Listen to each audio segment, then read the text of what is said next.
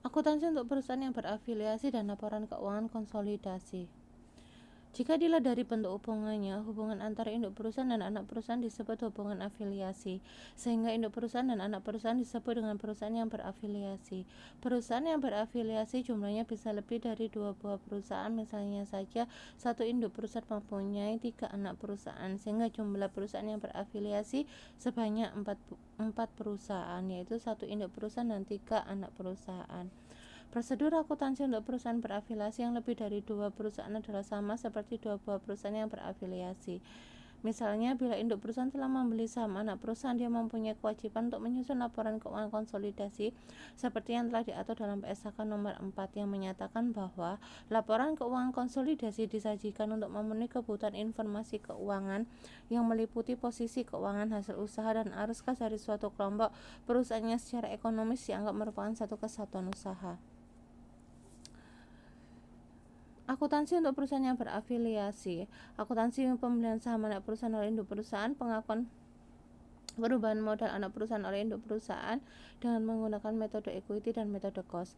Penyusunan laporan keuangan konsolidasi antara anak perusahaan dengan induk perusahaan dengan metode equity dan metode cost. Pengungkapan atau disclosure dalam laporan keuangan konsolidasi. Akuntansi pembelian saham anak perusahaan oleh induk perusahaan. Satu perusahaan dapat menguasai perusahaan lain dengan cara memiliki sebagian besar lebih dari 50% saham perusahaan lain yang beredar melalui pasar modal, dan bisa pula langsung pada perusahaan yang mengeluarkan saham. Cara pemilikan saham tersebut dapat dengan pembelian tunai, pertukaran surat berharga, atau pertukaran aktiva lainnya. Apabila pengendalian dengan cara pembelian saham, maka nilai investasi pada anak perusahaan dicetak sebesar sejumlah kekayaan yang dikeluarkan oleh induk perusahaan. Contohnya, pada tanggal 1 Januari, PT Sejahtera membeli sebagian besar saham yang beredar milik PT Bahagia. Posisi keuangan milik kedua perusahaan sebagai berikut. Ini adalah posisi keuangan PT Sejahtera dan PT Bahagia ya. Langsung aja soalnya. PT Sejahtera membeli 7.500 lembar saham milik PT Bahagia dengan harga pasar per lembar 1.250, dan pembayarannya dilakukan dengan ketentuan 1.250.000 dibayar tunai, ditambah 5.000 lembar saham milik PT Sejahtera dan hutang wesel sebesar 3.125. Maka jurnal yang harus dibuat oleh PT Bahagia adalah PT Sejahtera pada saat pemilikan 7.000 lembar saham PT Bahagia adalah: investasi saham PT Bahagia 9.375 dari modal saham 5 juta. Investasi saham PT Bahagia 9.375 pada modal saham 5 juta, kasnya 1.250, hutang weselnya 3.125. Nah, kalian lihat ya, modal sahamnya 5 juta. Ini kan ada keterangan gini, dibayar tunai ditambah 5.000 lembar saham. Pembayaran tunainya 1.250, 5.000 lembar saham milik PT Sejahtera, dan hutang wesel sebesar 3.125. Nah, kasnya 1.255, hutangnya 3.125. Kemudian investasi saham PT Bahagia itu dari 7,5 juta dikalikan 1.250. Modal saham 5 juta itu dari ini tadi ya, 5.000 lembar saham. Kalian lihat di sini ditentukan bahwa nominalnya adalah 1.000. Di neraca ini loh ada modal saham nominal 1.000 ya. Oke, bisa ya. Jadi intinya gini, saya itu mau membeli saham perusahaannya kalian. Nah, itu saya mau membeli 7.500 saham punyanya perusahaan kalian, tapi saya harus menukar dengan 5.000 lembar saham saya, terus saya harus membayar kas 1.250, kemudian hutang wesel 3.125. Setelah adanya pemilikan 7.500 lembar saham tersebut, PT Sejahtera memiliki hak kendali atas PT Bahagia Sebab sebanyak 75%, 7.500 dari 10.000 lembar saham milik PT Bahagia dimiliki oleh PT Sejahtera. Dengan demikian, PT Sejahtera menjadi induk perusahaan dan PT Bahagia menjadi anak perusahaan. Jika dilihat dari posisi keuangan PT Sejahtera sebagai induk perusahaan setelah memiliki 75% saham, PT Bahagia adalah seperti berikut ya.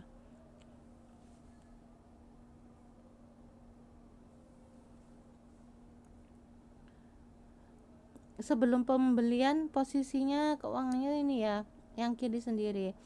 Kemudian setelah dilakukan pembelian, sesudah pembelian. Nah, saya kasih contoh misalnya. Oke, saya kasih contoh yang ini ya, saya ulangi ya. Kas sebelum pembelian 2,5 juta.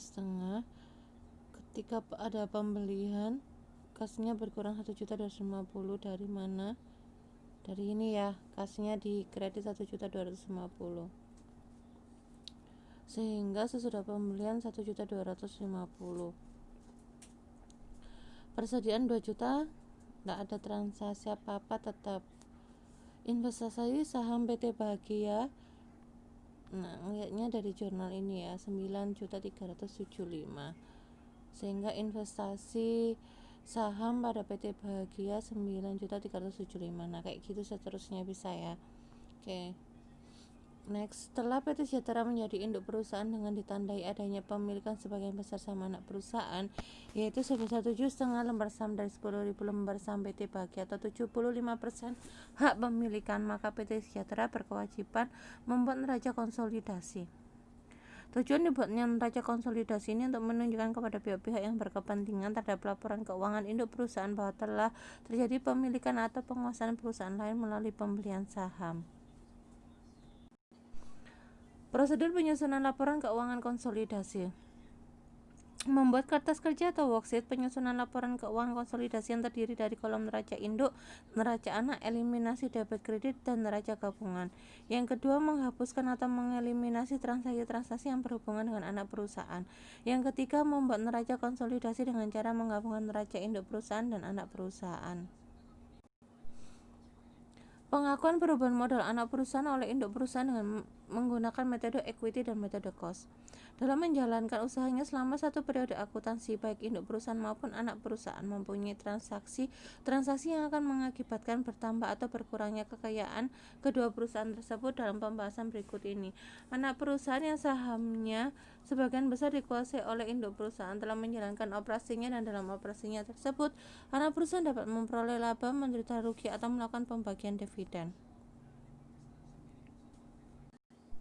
Laba rugi atau pembagian dividen yang ada pada anak perusahaan mempengaruhi jumlah modalnya, dan perubahan jumlah modal anak perusahaan akan mempengaruhi jumlah hak pemilikan induk perusahaan.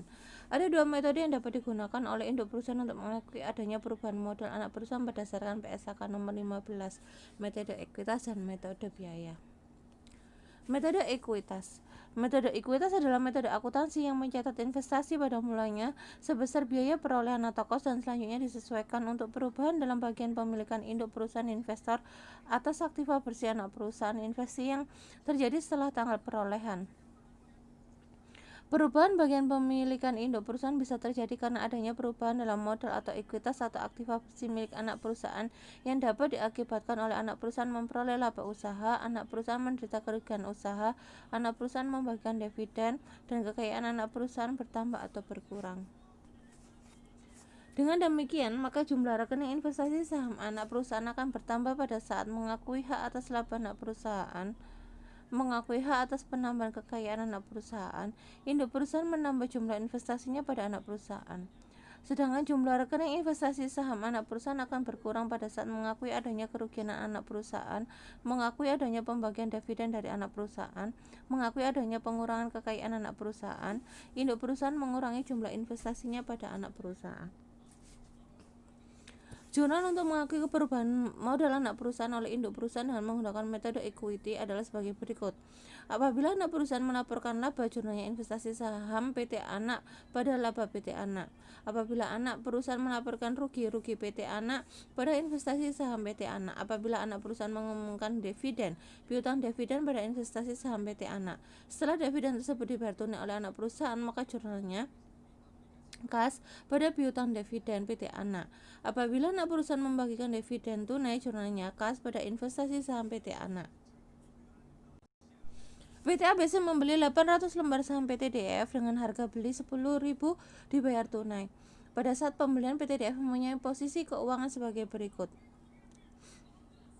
Aktiva lainnya 3.700.000, aktiva total 2.800.000, totalnya 6.500.000. Hutang dagangnya 500, hutang lain 300, modal saham dengan nominal 5.000 5 juta, agio saham 275, laba ditahan 425. Total hutang dan modal adalah 6.5 juta. Setelah diadakan pembelian, PT DF menjalankan operasinya. Pada akhir tahun, PT DF melaporkan adanya laba yang diperoleh sebesar 1,5 juta dan pembagian dividen tunai sebesar 700.000. Maka dalam contoh ini PT ABC akan membuat pembukuan sebagai berikut. Yang pertama, mencatat saat terjadinya pembelian 800 lembar saham PT DF. Jurnalnya investasi saham PT DF pada kas sebesar 8 juta.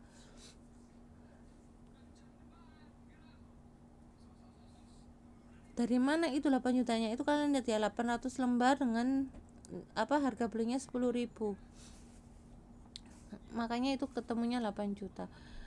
Dengan adanya jurnal tersebut, berarti PT ABC sudah menjadi induk perusahaan dari PT DF. Saham PT DF dikuasai oleh PT ABC yaitu sebesar jumlah saham PT DF 5 juta dibagi 5.000, 1.000 lembar.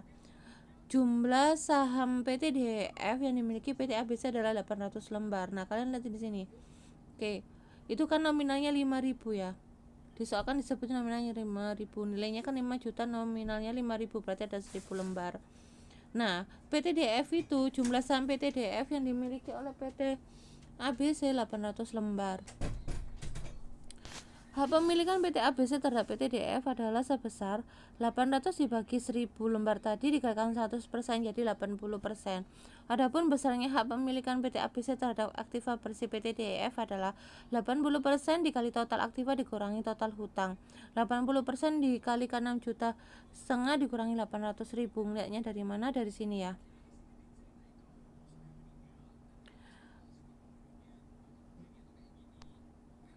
Oke. Total aktivanya kalian lihat 6,5 ada dari sini ya, 6,5. Kemudian total hutangnya 800 dari mana? Dari sini 500 tambah 300 800. Sudah. Nah, itu dikalikan 80% dikalikan 6,5 dikurangi 800 ketemunya 4.560. Membuat jurnal untuk mencatat pengakuan laba anak perusahaan sebesar 80% dikalikan 1,5 juta yaitu 1.200.000. Nah, lihat di sini. Dari soal disebutkan yang paling bawah ini diperoleh adanya laba yang diperoleh sebesar 1,5 juta. Oke. Pembagian dividennya 700.000. Di soal ya disebutkan. Nah, membuat jurnal untuk mencatat pengakuan laba 80% dikalikan 1,5 juta, 1.200.000. Jurnalnya investasi saham PT DF pada laba PT DF 1.200.000. Membuat jurnal untuk mencatat pembagian dividen.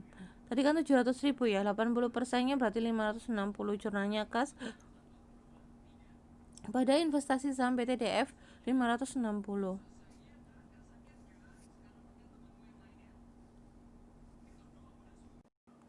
Dengan adanya pengakuan laba dan dividen dari anak perusahaan, rekening investasi saham PT DF pada akhir tahun akan menunjukkan jumlah sebagai berikut. Saldo investasi saat pembelian 8 juta. Ditambah pengakuan laba dari anak perusahaan 1.200.000. Ketemunya 9.200.000. Oke, lihatnya dari mana ini loh 1.200.000 ya. 8 jutanya dari jurnal yang nomor 1 ini, oke. 1.200.000 dari poin nomor 2. Dah, habis itu ditambahkan ketemu 9.200.000 dikurangi pengakuan dividen dari anak perusahaan 560. Saldo investasi saham PT DF akhir 8.640.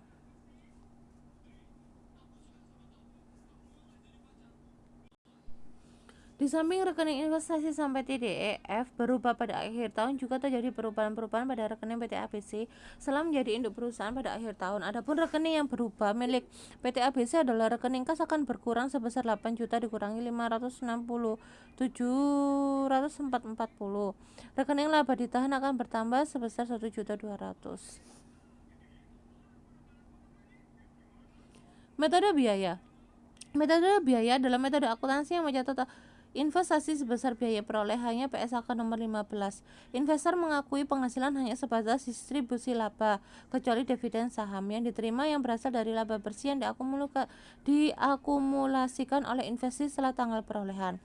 Maka pada metode cost ini adanya perubahan modal anak perusahaan tidak mempengaruhi besarnya rekening investasi saham pada anak perusahaan, tetapi perubahan tersebut baru diakui pada saat akan disusun neraca konsolidasi dengan membentuk rekening antara lain laba ditahan untuk induk. Dengan adanya batasan pada metode cost, maka induk perusahaan akan membuat jurnal pencatatan sebagai berikut. Apabila anak perusahaan melaporkan laba, maka induk perusahaan tidak akan melakukan penyesuaian atau tidak membuat jurnal.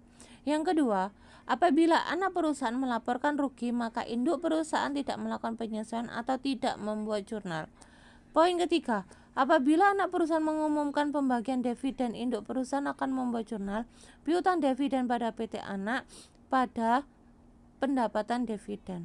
Setelah dibayar tunai oleh anak perusahaan, maka jurnalnya kas pada piutang dividen. Apabila anak perusahaan membagikan dividen secara tunai, induk perusahaan akan membuat jurnal kas pada pendapatan dividen. Oke, langsung contoh kasus ya. Contoh kasusnya sama kayak yang pertama tadi ya. Oke, mencatat saat terjadinya pembelian 800 lembar saham dengan nilai harganya 10.000. Jadi ketemunya 8 juta. Investasi saham PT-DEF pada kas sebesar 8 juta. Anak perusahaan melaporkan laba sebesar 1,5. Dalam hal ini, induk perusahaan tidak membuat jurnal. Laba atau rugi baru akan diakui pada saat akan disusun neraca konsolidasi. Yang ketiga, mencatat pembagian dividen tunai anak perusahaan 80% dikalikan 700.000. 560 jurnalnya kas pada pendapatan dividen. Maka dengan adanya jurnal di atas, rekening investasi saham pada anak perusahaan tidak mengalami perubahan sampai akhir periode, sedangkan rekening yang mengalami perubahan adalah rekening kas berkurang. Dari rekening kas berkurang sebesar 8 juta dikurangi 560, rekening piutang dividen bertambah sebesar 560. Penyusunan laporan keuangan dengan menggunakan metode equity. Penyusunan laporan keuangan konsolidasi dengan menggunakan metode equity harus memperhatikan pengaruh perubahan modal anak perusahaan terhadap hak pemilikan induk perusahaan. Dengan demikian, ada beberapa rekening yang perlu diperhatikan yang terkena pengaruh perubahan modal anak perusahaan, diantaranya adalah sebagai berikut. Yang pertama, rekening investasi saham pada anak perusahaan. Yang kedua, rekening kas. Yang ketiga, rekening piutang dividen dari anak perusahaan. Yang keempat, rekening laba yang ditahan induk perusahaan. Kelima, rekening laba yang ditahan anak perusahaan. Pada awal tahun, PT Elang membeli 2.250 lembar saham dari 2.500 lembar saham yang beredar milik PT Merpati dengan total pembayaran 15 juta dibayar tunai. Pada saat pembelian saham tersebut, posisi keuangan milik kedua perusahaan adalah sebagai berikut.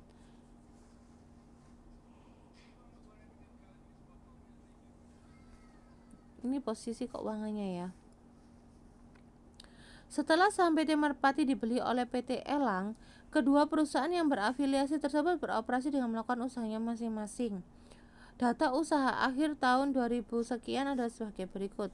PT Elang rugi untuk tahun ini 3,5 juta, Merpatinya laba 10 juta.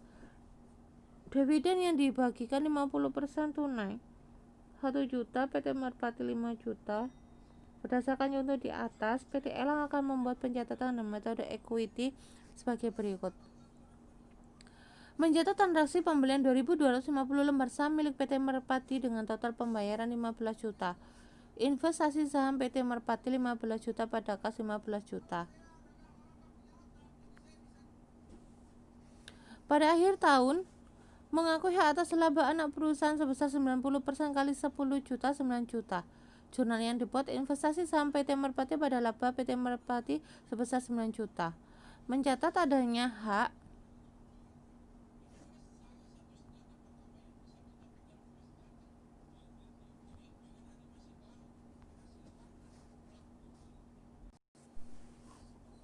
poin kedua ya tadi. Pada akhir tahun mengakui hak atas laba anak perusahaan sebesar 90% kali 10 juta 9 juta.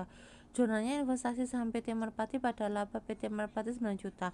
Yang ketiga, mencatat adanya hak atas pembagian dividen dari anak perusahaan sebesar 90% kali 5 juta yaitu 4,5 dibayar tunai 50% dan sisanya adalah bentuknya piutang.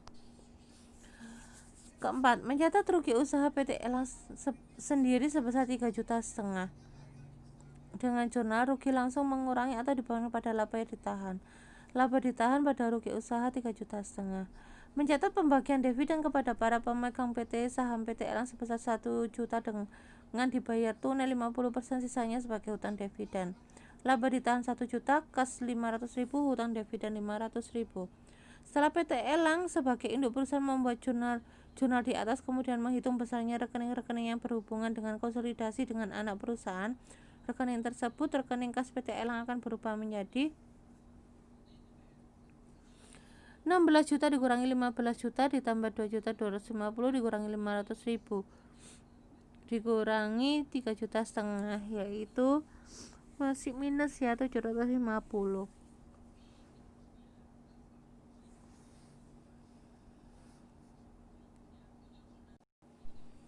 Ini ngeliatnya dari mana? Ini ya, rekening kas 16 juta. Oke, cek sini. Nah, Elang 16 juta. Kemudian berikutnya adalah nih, buat beli poin 1 ya, kasnya berkurang 15 juta. Berkurang 15 juta. Nah, kayak gitu ya. Sehingga masih minus sebesar 750. Rekening kas PT Merpati akan berubah menjadi 7 juta ditambah 10 juta dari laba 17 juta. PT Merpati, kita lihat punyanya PT Merpati ya. Oke, PT Merpati 7 juta.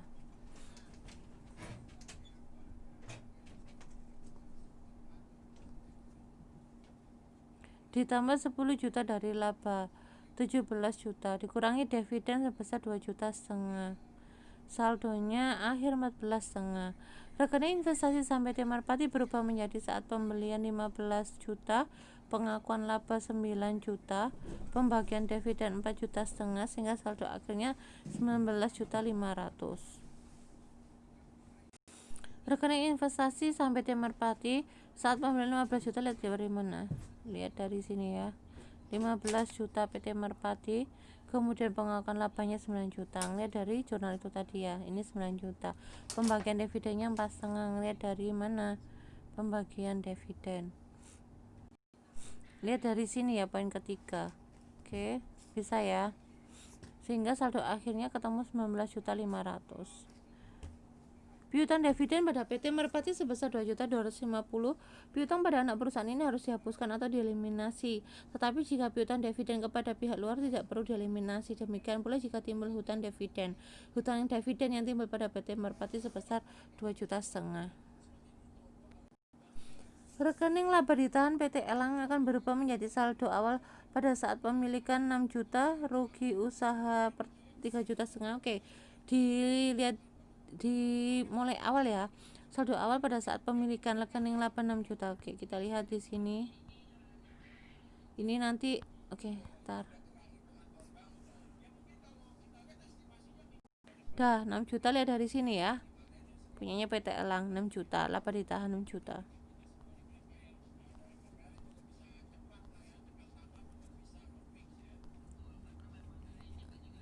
Oke. Rugi usaha 3,5 awal tahun. Kita lihat. Rugi. Dah 3,5 juta ya.